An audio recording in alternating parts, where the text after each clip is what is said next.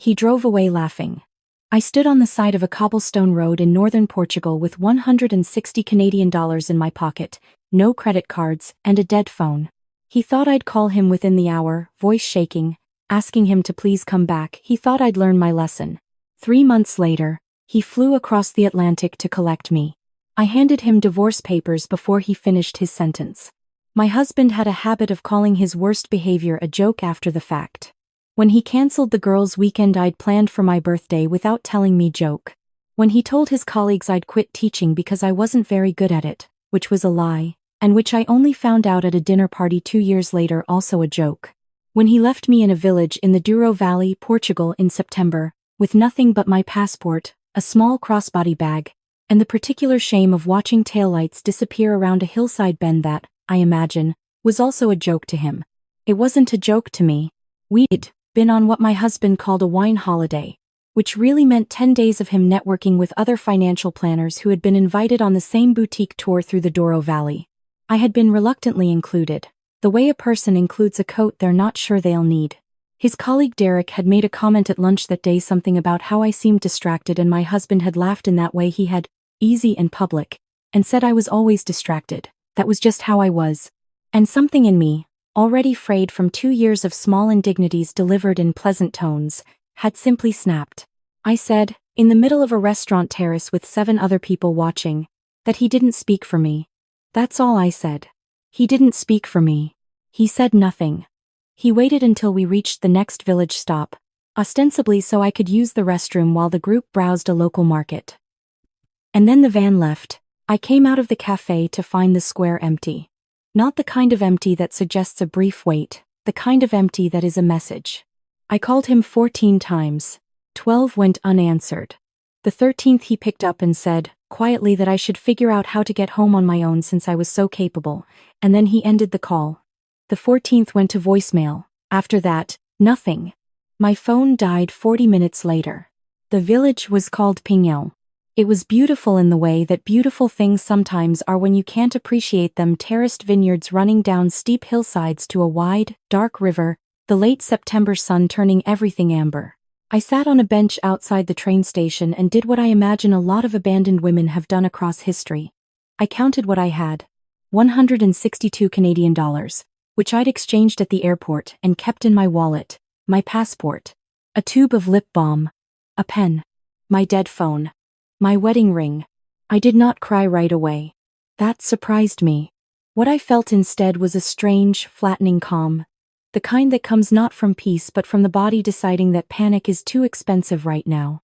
I found a small guest house that night, run by an older woman who asked no questions and charged me €40 for a narrow room with blue tiles and a window that looked onto someone's garden. I paid in cash and thanked her in broken Portuguese and lay on top of the blanket with my clothes on, staring at the ceiling. My husband had my credit cards. Both of them.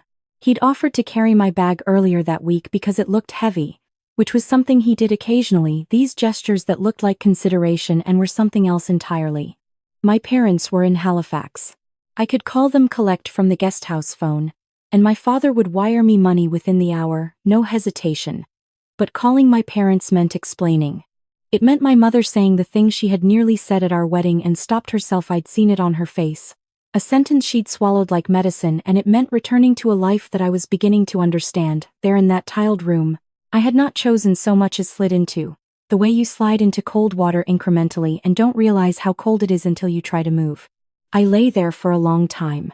In the morning I walked until I found a small jewelry shop run by an older man who spoke no English but understood, with the patience of someone who has seen most human situations, what I was offering and why. He gave me €230 for my engagement ring. Not what it was worth.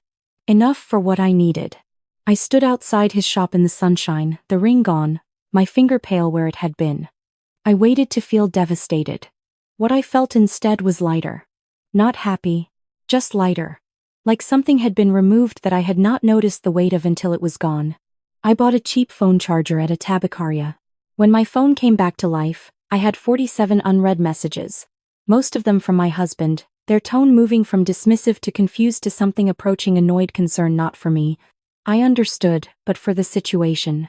I read them without responding. I opened my banking app. He had frozen the joint account.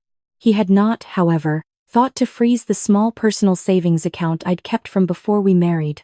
The one I'd never mentioned because it hadn't seemed relevant, which had just over $4,000 in it. It seemed very relevant now. The bus to the next village left at 2 in the afternoon. I bought a ticket not because I had a plan but because staying felt like surrender and moving felt like the only thing I was capable of. I watched the vineyards pass through the window and thought about the word home, what it meant, what it had meant, what I'd traded for the version I had.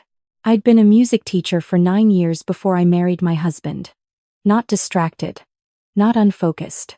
I had 32 students, a department head position at a high school in Toronto's East End, a small apartment with plants in every window. My husband, who worked 14-hour days and traveled often, had said early in our marriage that it would be simpler if I stepped back from teaching, just temporarily, while we figured out our schedules. Temporary had become permanent with the quiet efficiency of water-eroding stone. I'd spent 3 years managing his calendar, his social obligations, the dinner parties where I was expected to be charming and self-effacing and never to contradict him in public. I contradicted him in public. The bus stopped in a village so small I almost missed it, a cluster of stone buildings, a church, terraced quintas stretching up the hillsides. The driver said something in Portuguese that I didn't understand and most of the other passengers got off, so I got off too. The square had a fountain and 3 cats and a woman of about 70 hanging laundry on a line strung between 2 olive trees. She looked at me the way people in small villages look at strangers carrying too little luggage, with assessment rather than hostility. Her name was Fernanda. I know that now. In that moment she was just a woman who looked at my face and made a decision. She said something in Portuguese, pointed to herself, and then pointed at her house. When I hesitated, she made a gesture I understood in any language: come, eat. This is not a complicated offer. I followed her. Her husband, Jorge, was a compact, weathered man with thick white hair and the kind of hands that belong to people who have worked outside for 50 years. He poured me wine, their wine, from their quinta, which had been in his family for 4 generations, and watched me drink it with quiet attention. It was the best thing I'd tasted in years. I told Fernanda this in English, slowly, and she translated something to Jorge, and he smiled and nodded once in the manner of a person receiving information they already knew. That evening I tried to explain my situation through a combination of English, terrible Portuguese, and hand gestures.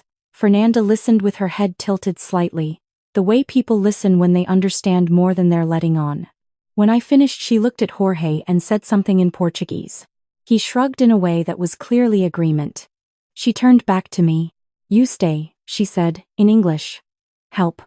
The harvest begins. I almost said no. I was composing the sentence I can't impose. I should sort this out properly. I need to call my parents. When I looked down at my hands in my lap and thought about going back. Returning to Toronto, facing my husband's version of events, which would be polished and reasonable and would make my leaving the van sound like an overreaction. Hearing my mother's carefully neutral voice on the phone, the silence that would say everything she wasn't saying. I looked up. Okay, I said. I'll stay. The work began the next morning before sunrise. I want to be honest about the first week. It was brutal. The quinta covered 4 hectares of steep terraced vineyard, and the Douro harvest is not a gentle operation. Fernanda put rubber boots on my feet that had belonged to their daughter, Sophia, who had moved to Vancouver 12 years earlier and called every Sunday but would not be coming back to the vineyard. The boots were half a size too small. I harvested grapes in them for 8 hours on the first day and cried quietly at dinner, not from sadness but from the specific pain of muscles that have not been used in years suddenly being asked to do significant work. Tomorrow better, Fernanda said, which was what she always said, and which was always true. By the second week, my hands had changed. Calluses formed where I'd had none. My shoulders, which a physiotherapist in Toronto had once told me carried all my stress, stopped aching in that particular way and started aching in a different, cleaner way, the ache of effort rather than anxiety. I slept deeply and woke with purpose, which was not something I'd felt in years. Jorge taught me to identify grapes by feel as well as sight, which clusters were ready, which needed another day, how to cut without bruising the fruit. He had no patience for sloppiness and infinite patience for genuine effort, which I gave him completely, partly from gratitude and partly because I had discovered that physical work was an extraordinarily effective way to stop thinking. Fernanda taught me to cook from the land in the way that people cook when they've been doing it for 50 years without recipes. bread in a wood-fired oven, the temperature judged by holding a hand inside for 3 seconds. Salt cod done 7 different ways depending on the season. Olive oil pressed from their own trees, so different from what I'd bought at grocery stores in Toronto that it seemed like a different substance entirely. My first loaf of bread came out dense as a stone. Fernanda broke it open, tasted it, considered, and said, "Good start." She was lying, but I loved her for it. I thought about my husband less than I expected to. Not because the hurt had dulled, it hadn't, but because the present kept interrupting. There was always something to observe, something to learn, some moment of precision or beauty that demanded attention. The river visible between vineyard rows at dusk, the sound of pressing equipment filling the cellar with the yeasty, golden smell of new wine. Fernanda singing to herself in the kitchen, not for anyone, just because she felt like it. I had not sung since I stopped teaching. One evening, 3 weeks in, I found an old guitar in the corner of the sitting room. I asked Fernanda about it, whose was it, could I, and she made an expansive gesture that I interpreted as permission. I played for the first time in 4 years, alone on the porch, badly at first and then better. Fernanda appeared in the doorway after a while and listened with her arms crossed and an expression I couldn't quite read. When I stopped, she said something in Portuguese. I asked her to translate. She thought about it, then said, in English, "You've been keeping that hidden." She didn't mean the guitar. A month into the harvest, I helped with the pressing and the first racking of the wine. Jorge explained fermentation through demonstration and the occasional Portuguese word I'd learned, temperatura, levadura, taninos, and I began to understand the vineyard not as labor but as a kind of conversation between soil and weather and human knowledge accumulated over centuries. I began to see why people gave their lives to it. I began to understand things about patience I had not understood before. At the market in the nearest town on Saturdays, Fernanda and Jorge sold bottles of their wine and small batches of single-harvest olive oil. I came with them the third weekend, nervous and useful in ways I hadn't been in years. My Portuguese was rudimentary but enthusiastic, and tourists, many of them Canadian and British, appreciated speaking English with someone who could articulate the difference between the Quinta's 2 flagship wines. Sales on that Saturday were 30% higher than the previous week. Jorge noted this with a raised eyebrow. Fernanda noted it with a smile that contained more information than most people convey in full sentences. I received my first pay envelope 6 weeks after I arrived. It was modest enough for 2 nights in a mid-range Toronto hotel, and I held it in both hands for a long time before putting it in my bag. It was mine. Earned. No strings attached. No invisible ledger keeping track of what I owed in exchange. No subtle reminder later of who provided for whom. Just fair payment for real work. I put it under my pillow that night the way I imagine people in other centuries put things they needed to keep safe. I had not turned on Canadian mobile data since the first week. I used the Quinta's Wi-Fi occasionally to send brief emails to my closest friend in Toronto, fine, safe, can't explain yet, and to keep an eye on my personal savings account. I'd set up an appointment with a Canadian lawyer via email and learned, with some relief, that I could initiate divorce proceedings from abroad with the right documentation, given that we'd been separated for more than 90 days and he'd clearly been the one to end cohabitation. I did not respond to my husband's messages, which had arrived in 3 distinct phases: dismissive, concerned, then silence. The silence, when it came, bothered me less than the messages had. It was Anna who told me to check my email properly. Anna ran a small ceramic studio in the village. She was 43, widowed, young, sharp and direct in a way that reminded me of my university roommate. She had excellent English from a decade working in hospitality in Porto and no patience for vagueness. We'd been having Saturday market coffee together for 3 weeks when she pointed at my phone and said, "You haven't looked at your old accounts, have you?" It wasn't a question. I hadn't. I'd been telling myself it was because I was busy, which was true. I'd also been telling myself it was because I wasn't ready, which was also true. "You need to close the door properly," Anna said. "Even if you're not going back through it." I sat with that for 3 days before I opened my Canadian email account. There were messages from friends I hadn't spoken to in months, the subject lines moving from casual to worried. A job posting forwarded by a former colleague, a music curriculum coordinator position at a school board in British Columbia, deadline still 2 weeks out. Several from my mother, careful and loving and not asking the questions I knew she was sitting with. And then, near the top of the list, time-stamped 2 days earlier, my husband's name. The subject line read, "I know where you are." I sat in Fernanda's kitchen with the lamp on and read it. He'd hired someone. That detail was delivered with satisfaction, as if the expenditure proved the commitment. He was flying in the following Thursday. He expected me to be ready to come home. He used the phrase "this has gone on long enough" 3 times, which I counted. My hands were shaking when I walked downstairs. Fernanda looked up from the account ledger she kept by hand in a notebook older than my marriage. "My husband," I said. "He found me. He's coming Thursday." Fernanda set down her pen. She looked at me for a moment, then opened the drawer beside her and removed an envelope, which she slid across the table. "We were waiting for the right moment," she said. "This is the right moment."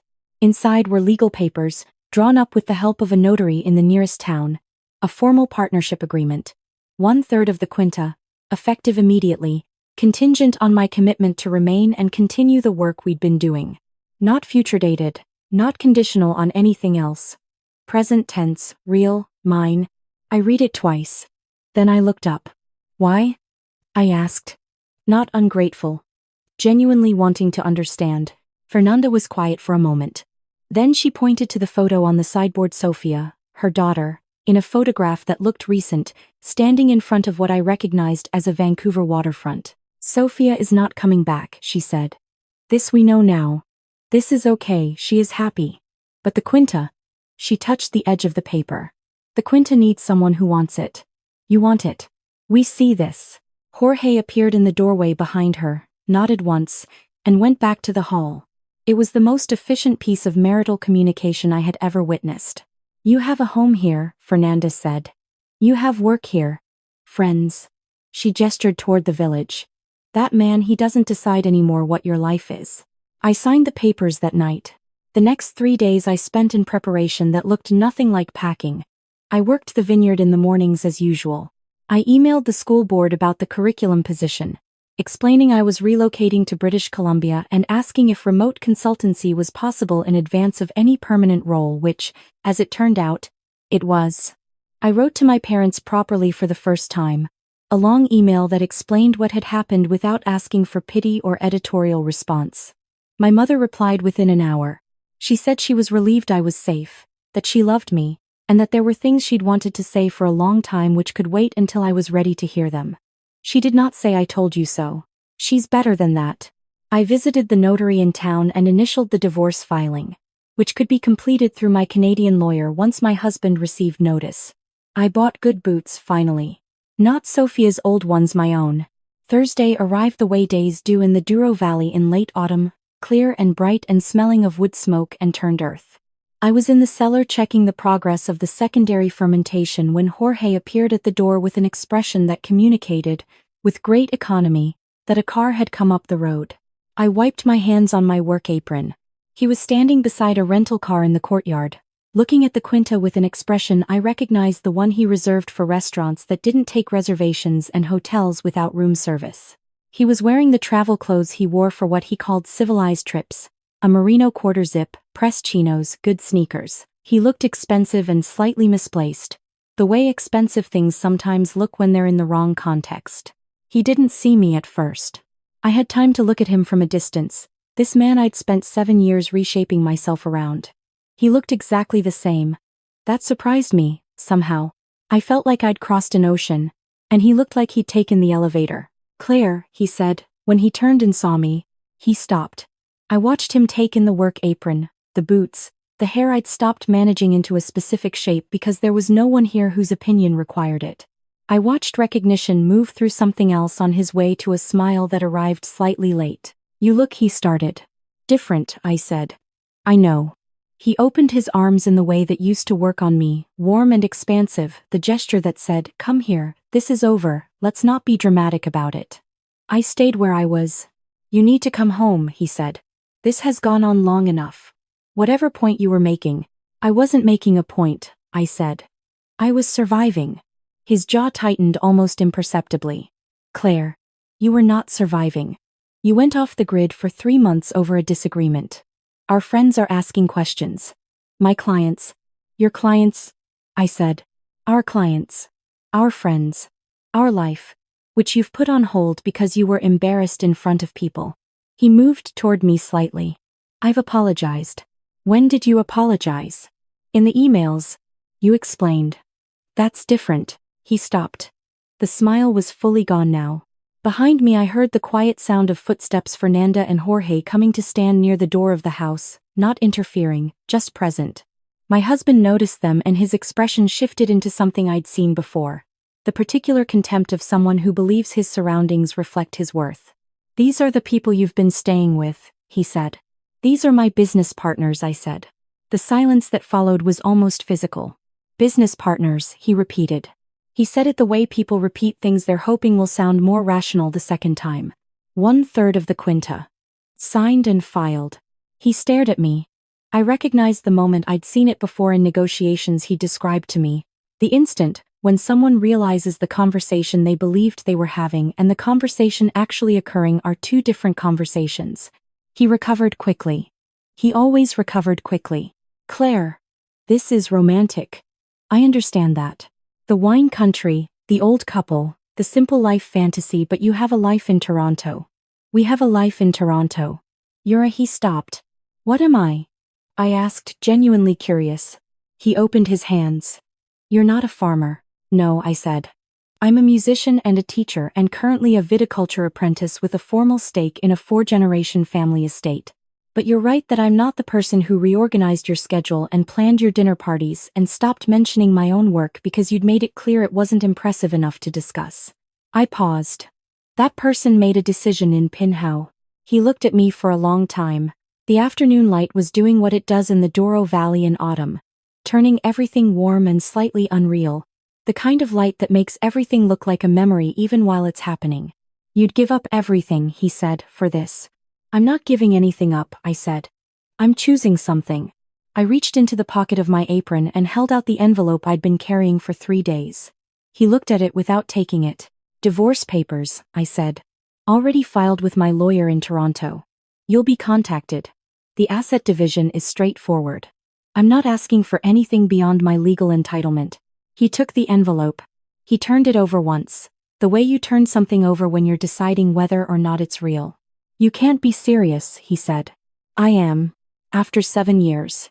After 7 years. The words fell between us and didn't echo. Jorge stepped forward then and said something in Portuguese to my husband, not unkindly. In the tone of someone providing useful information. My husband looked at him. He says the road back to Porto takes about 90 minutes, I said, and that the light fades fast in the valley this time of year. My husband looked between us. He looked at the quinta, the vineyard, Fernanda standing quietly in the doorway with her arms crossed. He looked at me one more time with an expression I couldn't fully decode, somewhere between angry and genuinely baffled. The way people look when they encounter a reality that contradicts their model of how things work. Then he got in the rental car. Fernanda came to stand beside me as the car disappeared down the road and the dust settled slowly back onto the track. The river was visible between the terraces, catching the last of the light. Somewhere in the cellar, 400 liters of wine were doing what wine does, transforming, slowly and irreversibly, from one thing into another. You okay? Fernanda asked. I thought about it honestly. Yes, I said. And then, because it was true and she deserved to hear it, thank you. She made a sound that was dismissive in Portuguese and deeply kind in every language. Then she turned back toward the house. Come, she said. Ana is coming for dinner. I made the bacalhau. That evening, Jorge opened a bottle from the furthest terrace, one they saved for particular occasions, and we ate around the kitchen table while the wood stove threw warm light across the room. And Ana told a story about a tourist who'd mistaken her ceramic studio for a pottery class and had spent an hour trying to make a bowl before anyone corrected him. I laughed until my eyes watered. Outside, the Douro moved slowly in the dark, ancient and indifferent and beautiful. My husband had left me in Portugal assuming I'd fall apart without him. He'd built 7 years on the premise that I needed managing, directing, containing. He'd been so certain of this that it had never occurred to him to question it. He had driven away convinced he was teaching me something about dependence. What he'd actually done was remove the one thing preventing me from finding out what I was capable of when no one was telling me what that was. The harvest was finished. The wine was resting. The paperwork was filed. Tomorrow morning, I'd be awake before sunrise, pulling on my own boots, walking out into the cold autumn dark toward the oldest vines on the property, which Jorge wanted me to understand completely before the pruning season began. I'd be ready.